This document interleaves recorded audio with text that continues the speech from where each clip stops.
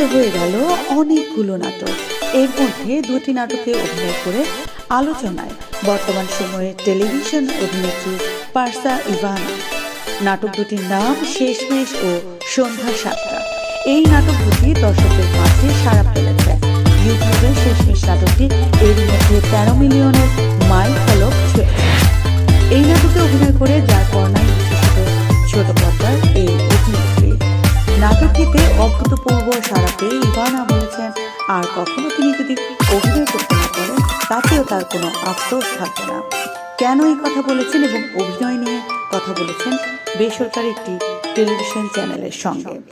এবারের ঈদ একজন অভিনেত্রীর কাছে কতটা গুরুত্বপূর্ণ প্রশ্নের জবাবে ইভানা বলেন, অনেক বেশি স্পেশাল ছিল, কারণ শেষমেশ এবং সন্ধ্যা ৭টা এত দারুণ রেসপন্স দিয়েছে যেগুলো আসলে কল্পনারও বাইরে। অভিনয়ের দিক থেকে তিনি বলেছেন ১০০-তে ১০০। শেষমেশ এবারের ঈদে সবচেয়ে সেরাদের প্রথম আছে। কেন এতটা জনপ্রিয় জানতে চাইলে ইভানা বলেন, তার কাছে মনে হয়েছে অমিত সবসময় যে ধরনের নাটক তৈরি করেন তার থেকে একটু ভিন্ন ছিল এই গল্পটি। যেহেতু একটা মা আর ছেলের গল্প ছিল, তার কাছে মনে হয়েছে এই জন্যই দর্শক এতটা পছন্দ করেছেন।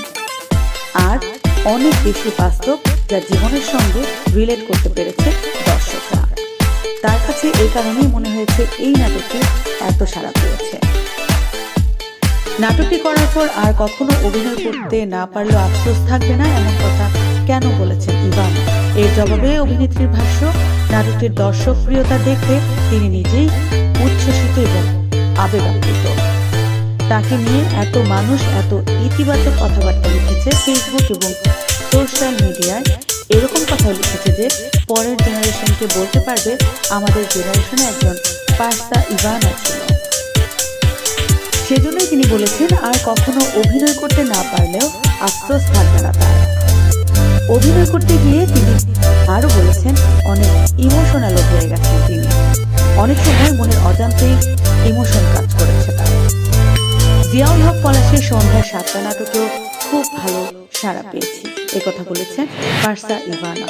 আমাকে আলাদাভাবে দেখানো হয়েছে, শেষ দৃশ্যের জন্য অনেক বেশি প্রশংসা পাচ্ছি।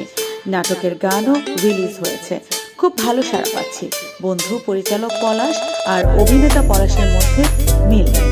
পরিচালক হিসেবে সে খুব শান্ত, কিন্তু অভিনেতা পলাশ খুব মজা করতে ভালোবাসে, এমনটি বলেছেন পার্সা ইভানা।